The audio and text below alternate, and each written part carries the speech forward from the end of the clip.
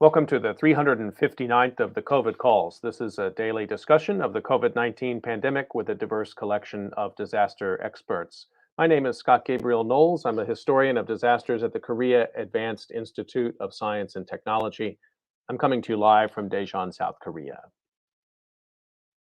Today, I discuss the origins of COVID-19 with Frederic Keck, author of Avian Reservoirs, Virus Hunters and Bird Watchers in Chinese Sentinel Posts. Just a reminder, you can usually catch COVID Calls live on weekdays at 6 p.m. Eastern Time. Just go to the COVID Calls YouTube channel to watch. Today is a special COVID Calls broadcast at 5:30 p.m. Korea time. You can hear COVID calls anytime recorded as podcasts on Spotify, iTunes, Podbean, or anywhere you get podcasts. You can also keep up with COVID calls via Twitter using the handle at US of Disaster or at COVID calls. Please help spread the word and send suggestions for future guests and future topics. Please feel free to suggest yourself as a future guest. As of today, October 18th, 2021, there are 4,898,487 deaths from COVID-19 globally. That's according to the Johns Hopkins University Coronavirus Resource Center. France is reporting at this time 118,173 deaths from COVID-19. I've been reading an obituary or a story of advocacy for those impacted by the pandemic, and I'd like to continue that now. The headline is Finally, a Virus Got Me. Scientist who fought Ebola and HIV reflects on facing death from COVID-19. Appeared May 8th, 2020 in Science and was written by Dirk Drallens, translated by Martin Ensrink. Virologist Peter Pio, director of the London School of Hygiene and Tropical Medicine, fell ill with COVID-19 in mid-March 2020. Pio, who grew up in Belgium, was one of the discoverers of the Ebola virus in 1976 and spent his career fighting infectious diseases. He headed the joint United Nations program on HIV/AIDS between 1995 and 2008 and is currently a coronavirus advisor to European Commission President Ursula von der Leyen. But his personal confrontation with the new coronavirus was a life-changing experience, Pio says. The interview took place May 2nd, 2020, and his answers were edited from Dutch into English. You can check out the entire interview on Science, and I'll also post a link to the conversation. On March 19th, I suddenly had a high fever, he said, and a stabbing headache. My skull and hair felt very painful, which was bizarre. I didn't have a cough at the time, but still my first reflex was, I have it. I kept working. I'm a workaholic, but from home. We put a lot of effort into teleworking at the London School of Hygiene and Tropical Medicine last year so that we didn't have to travel as much. That investment, made in the context of the fight against global warming, is now very useful, of course. I tested positive for COVID-19 as I suspected. I put myself in isolation in the guest room at home, but the fever didn't go away. I had never been seriously ill and have not taken a day of sick leave the past 10 years. I live a pretty healthy life and walk regularly. The only risk factor for corona is my age. I'm 71. I'm an optimist, so I thought it would pass, but on the 1st of April, a doctor friend advised me to get a thorough examination because the fever and especially the exhaustion were getting worse and worse. It turned out I had severe oxygen deficiency, although I still wasn't short of breath.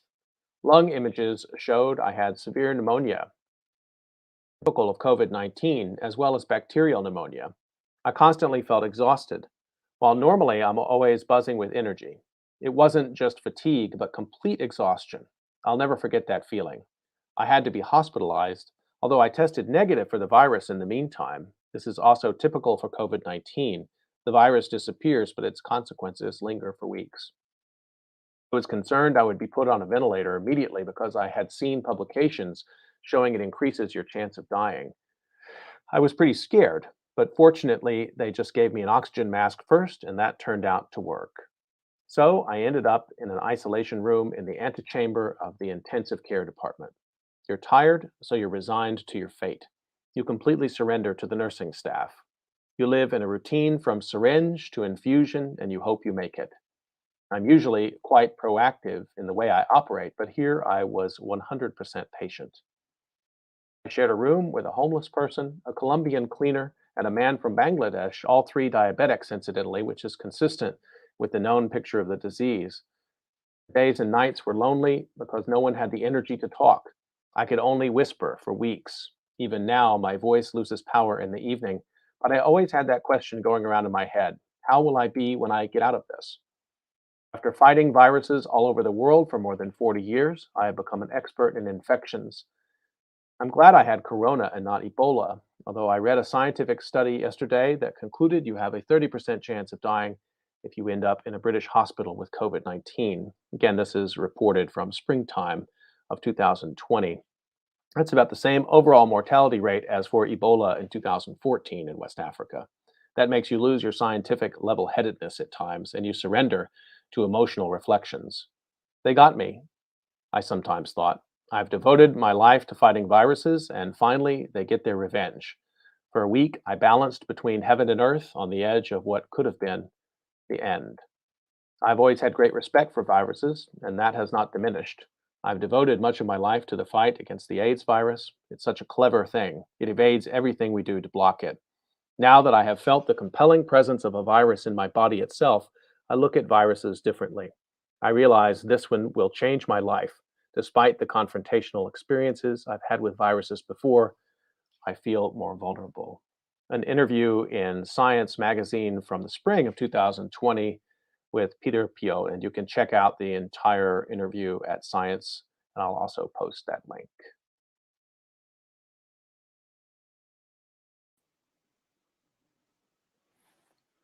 Okay, I'd like to turn to my conversation for today, and let me introduce my guest, Frederic Keck.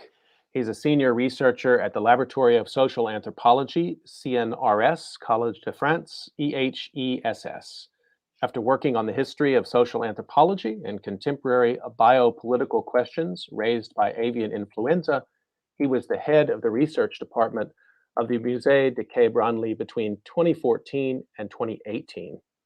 He published Avian Reservoirs, Virus Hunters and Birdwatchers in Chinese Sentinel Post, which appeared with Duke University Press in 2020. And he's also co-author with Kelly and Seelan Terrace of Anthropology of Epidemics, which appeared with Routledge in 2019. Frederic Keck, thank you so much for joining me on COVID Calls today. Hi, Scott. It's a pleasure to be here. So I'd like to start the way I generally do, just find out where you're calling from and what the pandemic is looking like there. So I'm living in a village in the forest of Fontainebleau, which is in the south of Paris. And the situation is Paris has got better. We have a QR code that allows us to enter public buildings, and that will probably be maintained by the government until next spring. What's the vaccination situation looking like there? What's the percentage-wise? Do you have a sense of it? I guess the percentage of the population vaccinated with 2 doses is 80%, but there is still an attempt to reach the remaining 20%, as and the anti-vax campaign is still pretty strong in social networks, and every Saturday in France major cities, there are demonstrations against vaccination and QR code. So this QR code, how does it work? This is triggered by having registered your vaccination status, and then it gives you access to public facilities? That's right. So you register your vaccination status, and also if you have done PCR test, and everything is centralized by an application run by the government, which is called Everyone Against COVID-19. And you open the application when you have to enter a restaurant or a theater. Oh, that's so interesting. We have a version of that here in South Korea, but it runs through one of the social media platforms, the Kakao Talk platform, and it brings up a QR code and you scan it when you come into public spaces, but more often in private spaces, and it's a way that they do the contact tracing if they need to, so they can locate where you were at various times. I'm assuming the Yeah. French system works in a similar way. Yeah, the interesting thing with this QR code is that people who work in restaurants or theaters have to check themselves. So they are transforming some kinds of operators of the state in checking the vaccination status. And there's also a whole business of finding QR codes on the internet, because there's finally very little checking of the correspondence between the QR code you display and your identity. So this is also very interesting if you think of all the debate about police checking the identities of minorities, and apparently they didn't want to check so much the identities of people who showed up their QR codes. So it's quite easy to bypass the checking. I see. I wonder, would you be willing to share a personal memory of this time period for you, what it's been like to deal with COVID? There's a particular memory that sticks with you? Well, the first lockdown I experienced in my house in the countryside. The spring was very nice, and I was very busy with answering the media and the press because my book was about to come out and it was delayed by the pandemic. And I also, it was also the moment when I got the disease, and I was sick for only one day. My wife was sick for 2 weeks. So it was a moment when I thought it would be very short, and I didn't expect that it would be so long with so many different waves and different mutations. So it was quite a nice memory, and the following autumn and winter were darker. So you had it, were you tested and confirmed, or you were sick with the symptoms and you pretty much surmised? I was sick with the symptoms, and then in March, and I got a seropositive test in June. So, and I was in China in December 2019. So I hope I was not one of the people carrying the virus to Europe. Well, I'm glad you're okay, and I'm glad it was maybe a less strenuous case of it. Must have been quite something to have that experience, an uncanny experience, I guess, for a researcher like yourself to also to have had the virus. Yeah, exactly. I went to several places where there's intense contact with poultry carrying potentially a dangerous influenza virus, and I never got the influenza highly pathogenic virus, but this one I never got in touch with a bat or a wet market in China, but I was infected probably just by contact when it was circulating very intensely in March in Paris. Well, I have many things I want to ask you about. I want to talk about your book, but actually I want to sort of dive right into this question of the debates around the origin of SARS-CoV-2 and COVID-19. And so when you're asked that question, as I'm sure you've been asked many times, how do you even approach it? You know, when you begin to take stock of how you would answer the question, the origin of the virus, where do you begin that story? So I got the question very quickly in March because the parallel between the origin of the virus in Wuhan and the fact that there was a laboratory of virology that was built with the support of French authorities raised a lot of concern in the French media. And at the beginning, I was very adamant to say that it could not come from a lab, because I wanted the story of zoonotic origin to be heard and its ecological lessons for more respect toward wildlife and being concerned about zoonotic pathogens as showing the transformations of relations between humans and animals. But then I got some information by French virologists who were very strongly supporting the hypothesis of the lab leak around September, based on genetic indication or signatures. And now I'm troubled. I receive information on both sides. So as an anthropologist, I cannot, of course, decide, because it's a very technical debate, considering the genetic components of the virus, and also what was available in terms of virus strains in the different virology lab of Wuhan. But to place it in my long-term reflection on biosecurity and pandemic preparedness, whether the virus came to humans by a biosecurity leak or failure in a lab, or by a biosecurity failure in a market, doesn't change a lot, because at the end, the virus was circulating among bats before it jumped to humans. And so we need to understand both the origins of viruses in wildlife, and the way biosecurity protects us or not towards these viruses. So I think that's an important way to kind of take both of those viewpoints and step out one level and say it still raises some fundamentally the same questions. There's a piece up in the New Yorker magazine. You've probably seen it. It just came up last week, but it's a very interesting.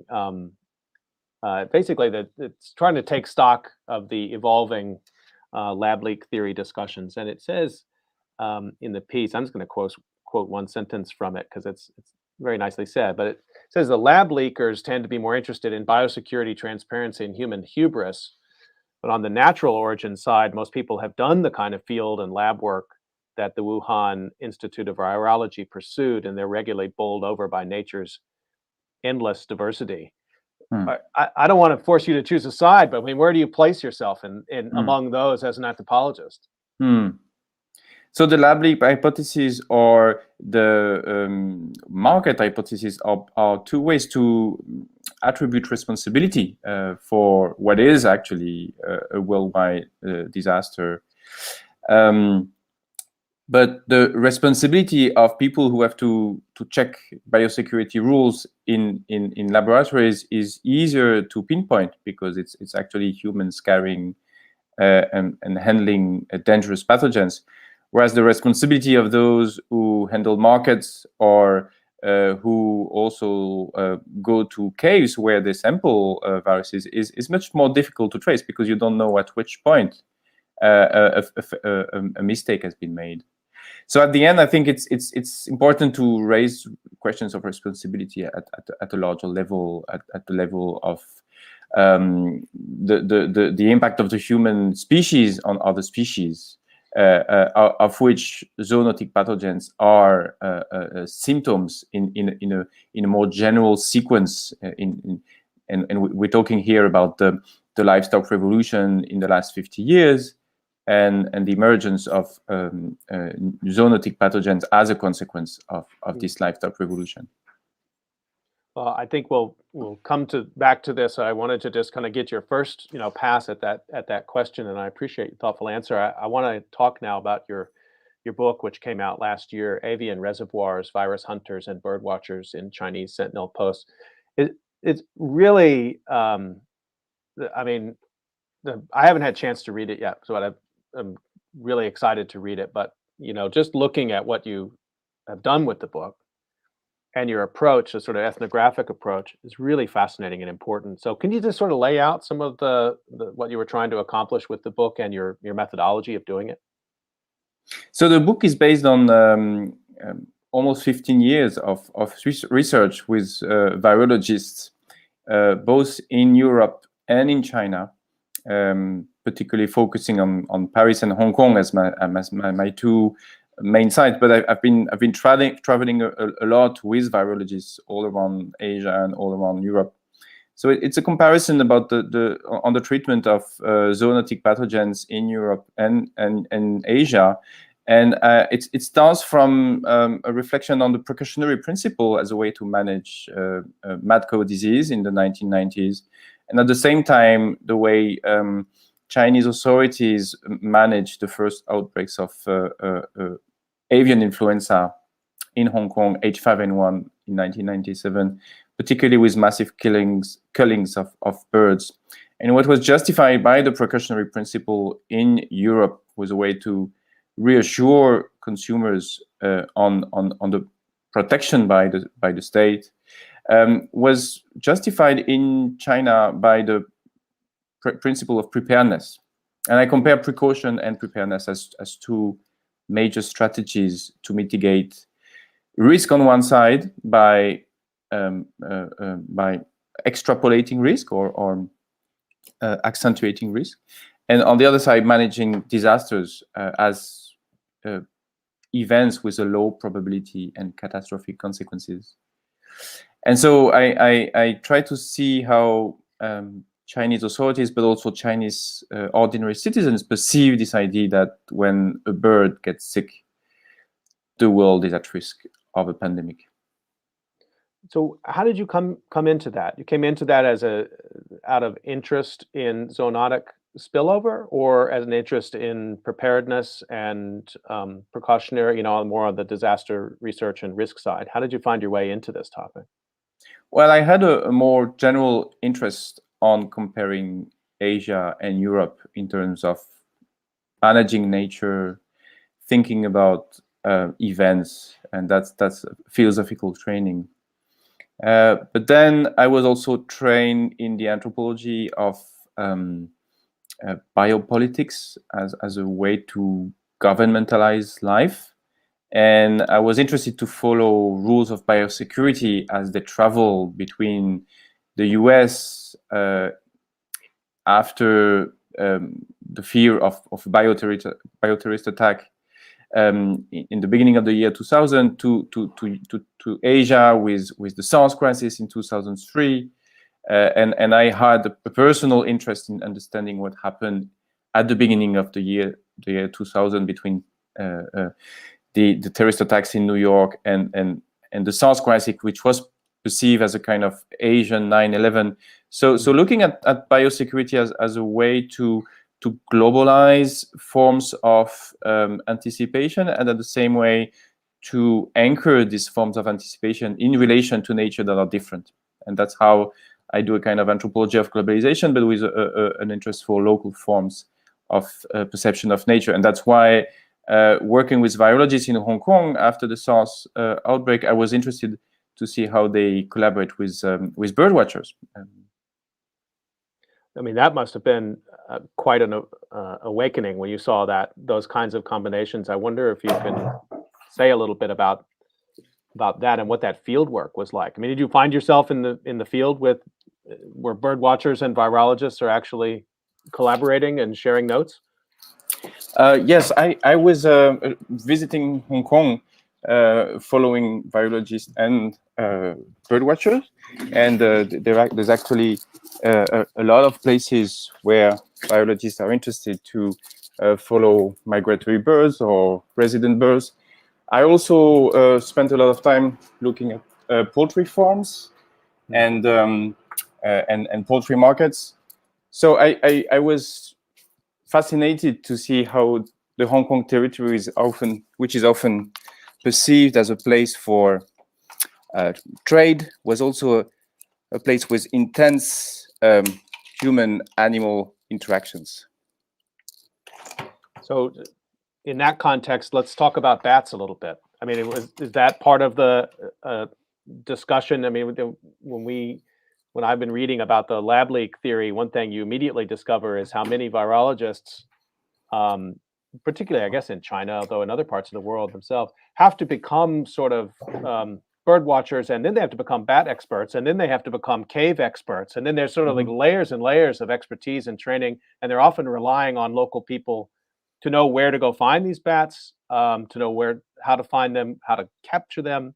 So there's a lot of back and forth, and I had never thought of it that way. So that, in connection with your book, to me is really fascinating. Mm-hmm.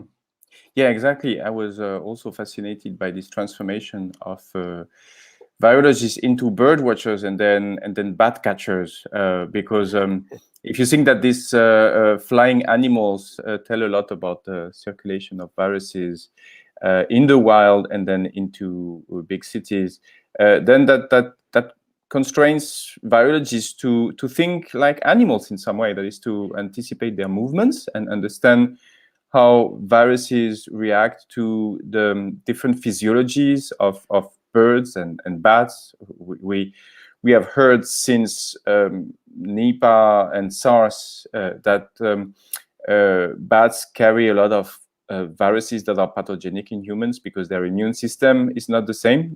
They have developed an immune system that allows them to fly and to coexist with different species in caves or trees.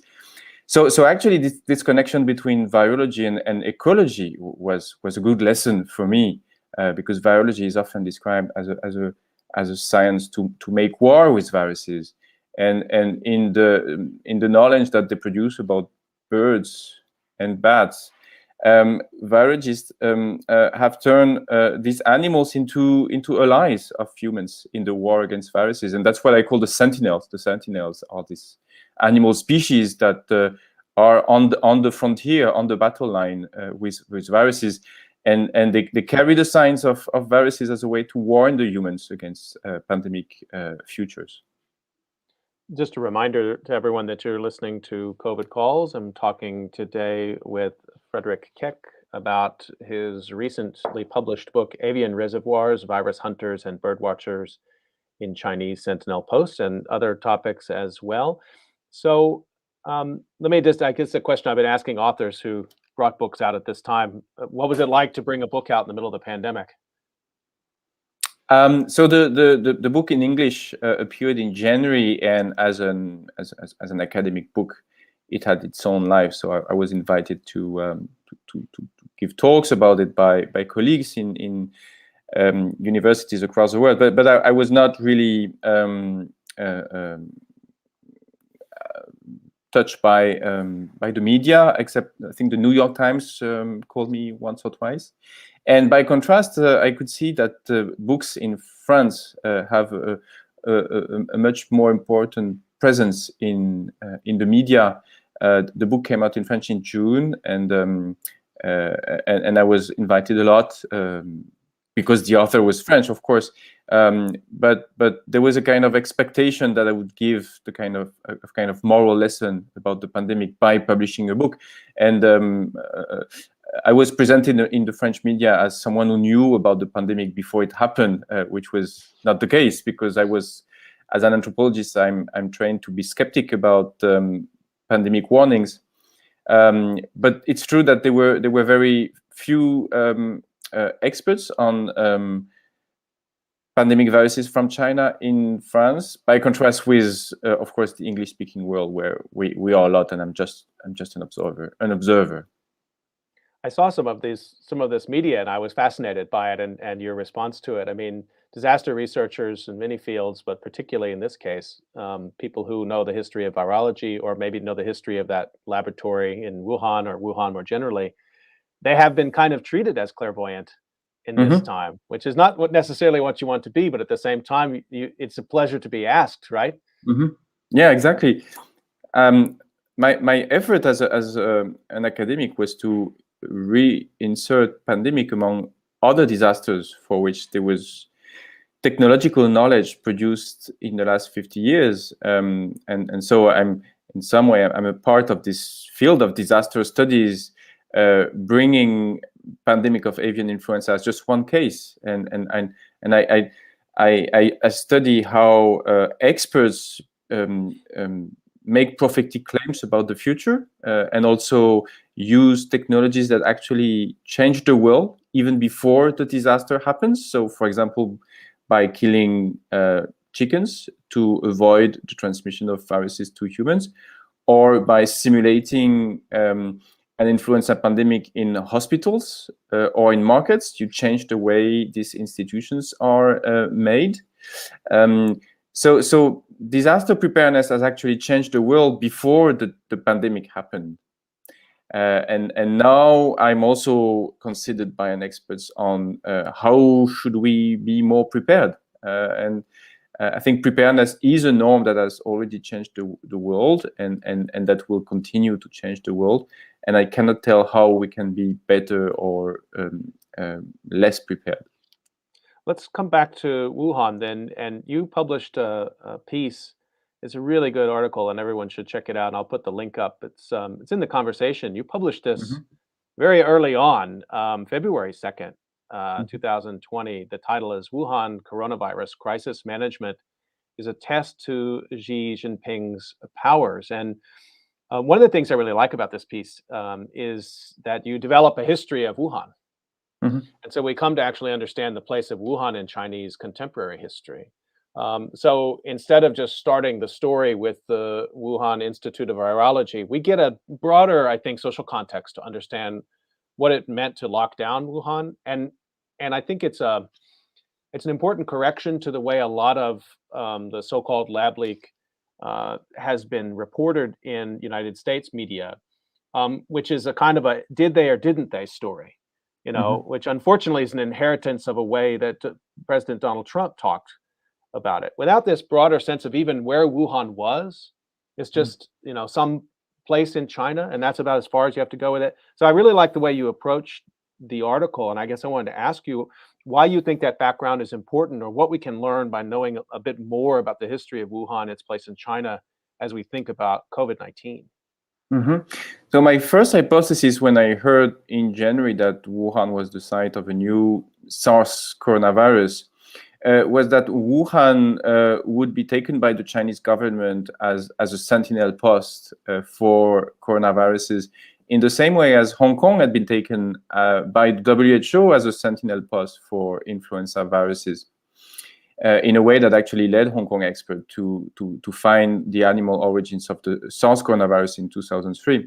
And so in my own work, I had done the history of Hong Kong as a sentinel post by looking at how virologists from Australia built a microbiology department in the 1970s and made connection with veterinarians all across South China to sample pig and poultry. And I was interested to understand how virologists in Wuhan had come to the same situation 40 years later, after the SARS crisis. And then I went back to the history of Wuhan, and I found that Wuhan was a colonial post in the middle of the 19th century, where a lot of Western companies were trying to control the trade between the west and the east part of the Yangtze River. And then I also realized that the Chinese Revolution in 1911 was caused by a revolt of the Chinese army against the control of the railway by Western traders, Western funders.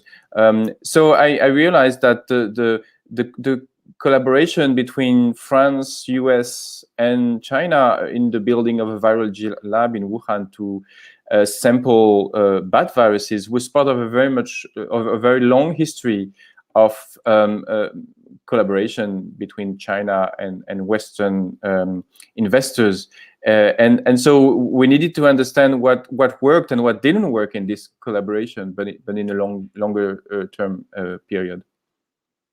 Those entanglements to me are so important, and they do help us. They force us, I think, to get past this kind of question of whether or not it's it's an American approach early in the pandemic, that this was somehow a result of Chinese duplicity. But I wanted to draw you out on that a little bit further. I mean, how do you think that the Chinese government has performed in this regard, not only in terms of treating Wuhan as a sentinel, the term you're Mm. using, but also how they've managed communication, um, you know, either positively or negatively, and how that's impacted people's perception that something untoward happened in that laboratory.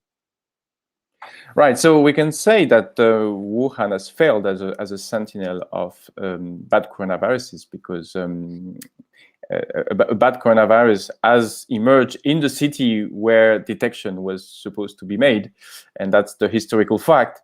But we can also consider that Wuhan has remained a site of display for the Chinese government of what they could do when they were confronted with a pandemic virus.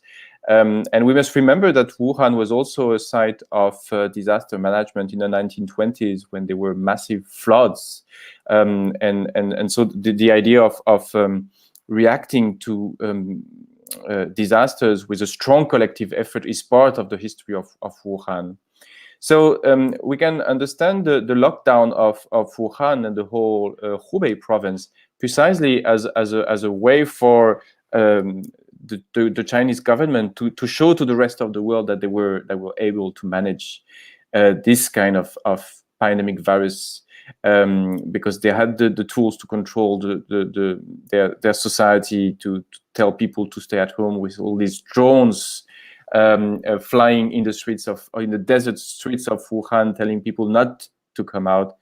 And when we saw these images of lockdown in Wuhan, we thought it would never happen in the rest of the world. And for me, the most surprising thing of this pandemic is that we have been able to imitate in the rest of the world, I mean, with a lot of differences and resistance, what has been done in Wuhan, which was in the account of a public health history, was totally new and had never been seen before. This rapid response, let's go inside the looking glass here for a second. So the conspiracy theories around the Chinese origin of the virus, and particularly the virology lab origin, and it's one variant of the lab leak theory, but the rapid response in Wuhan, the lockdown of the country, has been pointed to as evidence that, of course, it was a gain of function or even a weaponized virus, because China was ready, and then it was unleashed on the rest of the world. And of course, many other sort of variants of that have been used. And often in conspiracy thinking, in my observation, is it's the absence of evidence is the proof of the conspiracy. If you had more evidence, then the conspiracy wouldn't hold. It's the fact that powerful interests, in this instance, the Chinese government, are holding back. So they protected their own people and left the rest of the world to suffer. I mean, as an anthropologist, how do you even begin to approach that discourse? I know you're documenting it, but how do you analyze something like that? So the figures of the casualties of COVID-19 in China, even if they can be contested, show that China has benefited from the COVID-19 pandemic, by contrast with other countries of the world, because it has imposed measures of control of society and measures of border closure that the Chinese government wanted to implement for decades, and that they succeeded to implement with this crisis. And so it's a way to show to the rest of the world that they were ready that they were prepared for this pandemic. It doesn't prove the conspiracy theory, because I mean, if they wanted to control society, they had other ways than being blamed by the rest of the world for being at the origin of the virus, and that also has a high political cost. As an anthropologist, I'm concerned by the fields that it opens and forecloses.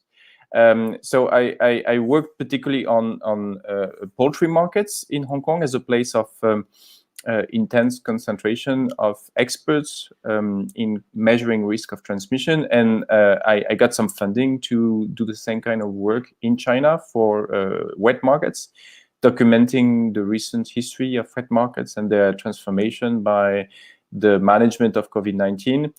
But of course, it was very difficult to do this kind of research with the closure of the country. So I was able to have a Chinese student cross the border and do the study and show that live animals and wild animals are much more difficult to sell in China. And we also did the same kind of research in South Korea, actually, and in Cambodia.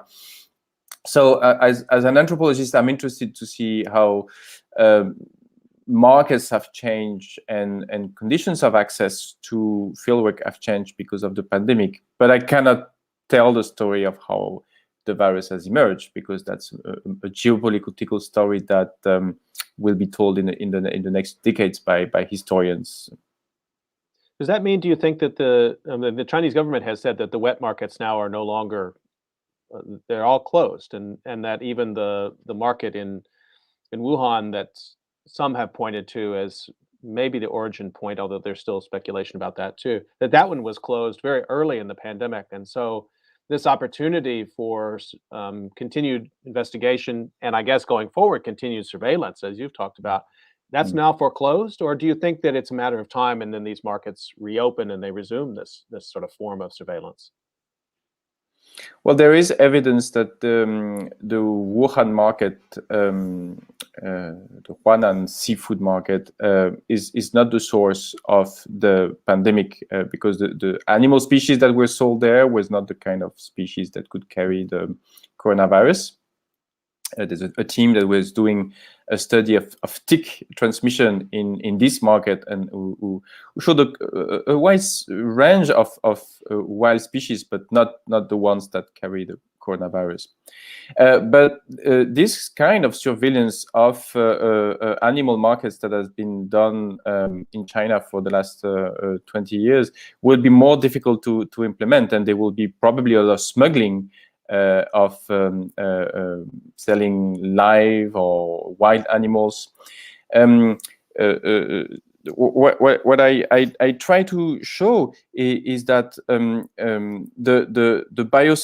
what my students has found is that the rules are changing every day. So the biosecurity rules are very strict, but they introduce a lot of uncertainty for poultry farmers, for example. They don't know if they can sell their poultry to a market, if it will be open or not.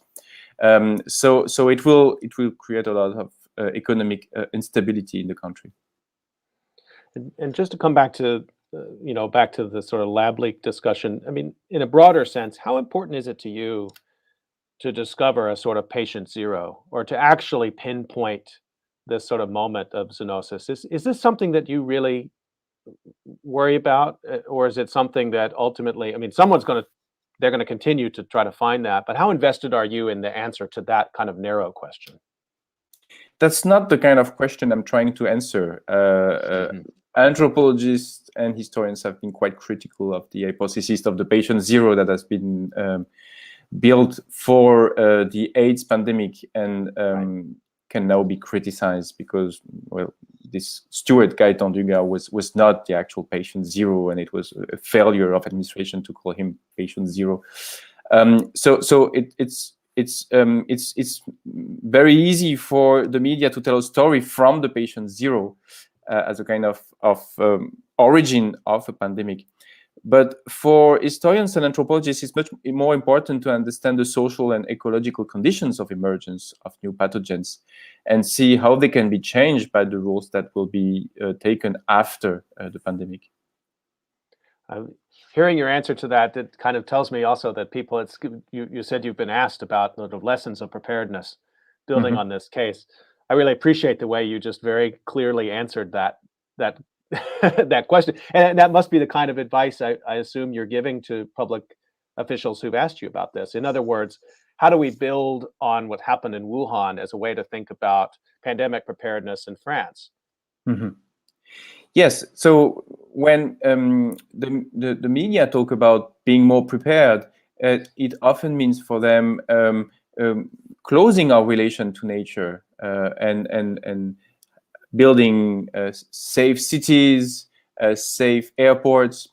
And my investigations with virologists in Hong Kong showed me that preparedness, on the contrary, means being more attentive to nature and taking a view from nature on the conditions in which new pathogens emerge. So when preparedness leads to controlling like markets, which are the place of connection between cities and nature, it can also lead to undesired effects, such as smuggling, which reintroduce pathogens by the margins.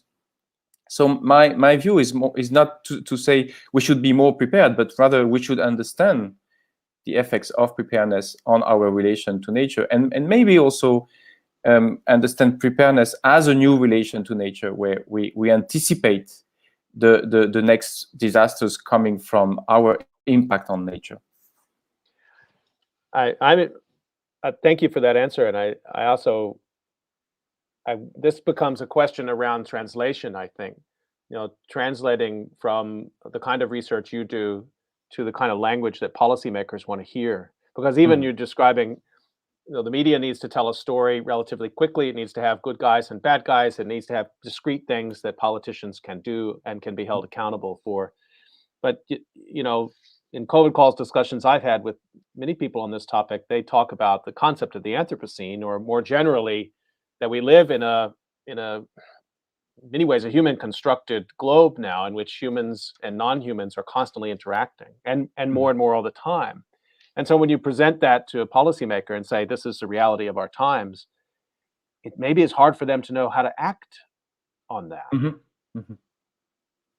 Yes, so I'm involved in discussions about the One Health policy, which is precisely bringing together human health and animal health, and it's a way to force decision maker to think in a broader term by considering all the information we already have on the pathogens that circulate between animals and humans. But of course, it doesn't tell them where to act, because it depends on the political situation. And that's where I think, as an anthropologist, we can also say, well, there are parts of the world where interesting things are going on, and we should hear the warning signals coming from this part of the world. So we're much more localized than the kind of global networks of One Health. And so the challenge for an anthropologist is precisely to localize One Health policies and look at social ecologies of pathogens. It's fascinating to me, just coming back to our earlier discussion, that this kind of a concept of a One Health policy is one that probably makes a lot of intuitive sense to your bird watchers. Yes, exactly. That is, bird watchers do One Health before Right. One Health existed. They were concerned by the extinction of bird species as a sign that a marine landscape was in a bad health. And they were also doing some kind of surveillance, mixing military and environmental concerns.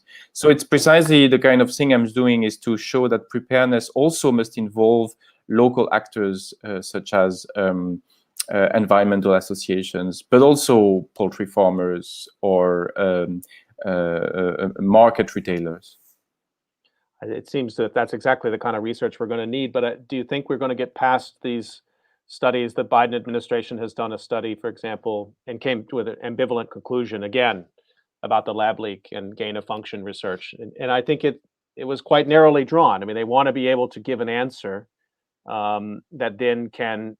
I think some people in the United States are deeply invested in that answer, meaning militarism, stronger posture against China, and others, I think, are invested in the idea that maybe a little closer to your argument, that we just need to invest a lot more money in understanding, ecosystems, and in this case, sort of sentinels and surveillance. I don't know how worried you are that those kinds of studies will always be binary, and are those happening in France as well? The sort of government-funded study to get to the bottom of this. So I'm worried that this kind of environmental studies will be difficult to do, precisely because of military concerns, because biosecurity is a way to militarize environmental questions. So it's a way to get funding, but also it points to very sensitive fieldwork, such as markets in Wuhan or caves in the south of China. And so I'm trying to displace a little bit my areas of focus. So I'm now turning to Europe, where there's a question of how to implement a biosecurity policy at the level of the continent by managing other zoonoses, such as swine influenza or African swine fever. So controlling the circulation of animals at the level of the European continent is also one of my areas of concern. But I think that we should bring some environmentalists in discussion with policymakers, precisely to show what margins of intervention we have, given the sensitivity, the political sensitivity of these topics. So just to take a few minutes here before we conclude, I wonder if you tell me a little bit about next projects. I mean, you've got this book done, which was before COVID, before there was COVID, in a sense, and you've kept very busy with your research. You're just telling us a little bit about other field sites you may want to turn to now. What's that going to look like? Are you going to write a COVID book? I don't think I'm going to write a COVID book, because there's enough COVID book for the moment, and my testimony is not more interesting than that of others. But I'm organizing a workshop on animal markets and traffic of wild animals at the global level. So comparing the situation of Asia with Africa and South America, so that could lead to a special issue of a journal. And I'm also very interested by control of zoonosis in Europe as a new field of research closer to home, and bringing some advice to European decision makers on how we can do it differently from what has been done in Asia or in the US. Well, I think we'll be looking for that kind of research, certainly, and then students are absolutely, I think at this point, drawn into that kind of work. I mean, what's your interaction with graduate students right now? What kind of questions are they asking now that they can maybe get back into the field? Students are realizing that biosecurity is a good way to enter different kinds of fieldworks now, either laboratories or natural reserves or farms, because precisely it shows them interesting sites of concern, of perception of warning signals, and so my students study these different kinds of places where biosecurity is implemented, including Arctic landscapes where populations of birds are monitored to perceive signs of climate change. I wanted to ask you earlier, and just to get a sense of it from you, you talked a little bit about, talked about bats and other kind of species. What about pangolins? Aren't they the most widely trafficked animal in East Asia? So the hypothesis of the pangolin has been brought at the beginning of the pandemic, but because Chinese environmental associations had been very mobilized against the trade of pangolins from Africa to Asia. Asian pangolins had been prohibited for trade already 10 years ago. So it was an easy way for the government to give credit to environmental associations, but it turned out that pangolins were probably not the intermediary species if the zoonotic hypothesis was retained. So I think the breeding of raccoon dogs or minks in China should be investigated also as a recent transformation that has passed below the radars of environmental associations, by contrast with pangolins. And do you think the kind of conspiracy thinking that we've seen in this time is now also as endemic as COVID is going to be, or is there some way to use the kind of clear communication that you've exhibited here to get past that? I mean, I appreciate talking to you because you've sidestepped those narrow questions and brought us into much wider domains of thinking about what preparedness should be. But I'm very worried right now that we're always drawn to the shiny object, which is the conspiracy theory. They're getting so much attention, and we need ways to talk about it. Yeah, conspiracy theory are using very simple concepts of causality to explain a disaster, whereas we need complex ecological concepts of causality. And my argument is that preparedness as a logic of anticipation that transforms the world in which we live precisely entails this complex notion of causality involving humans and non-humans entanglements, and we need to think through this new logic of preparedness to anticipate future disaster. Just want to remind everyone that you've been listening to COVID Calls, and you can usually catch COVID Calls at 6 p.m. Eastern Time most weekdays. Today's been a special COVID calls with my guest, Frederic Keck, and this was at 5:30 p.m. Korea time. Join me, please, for my next COVID calls, which will be at 6 p.m. October 18th, so the same day where I am in Asia, but 6 p.m. on October 18th with Virginia Hanusek, photographer. She's an environmental photographer of Louisiana and the Anthropocene, and we'll be talking about photography and the environment in the age of COVID. And Frederic Keck, thank you so much for talking about your recent book, Avian Reservoirs, Virus Hunters and Birdwatchers in Chinese Sentinel Posts. I look forward to a time when we can travel more freely and you and I can get together and talk more about this. The work is fascinating. Congratulations on the book. Thank you very much, Scott. Stay healthy, everyone. We'll see you next time on COVID Calls.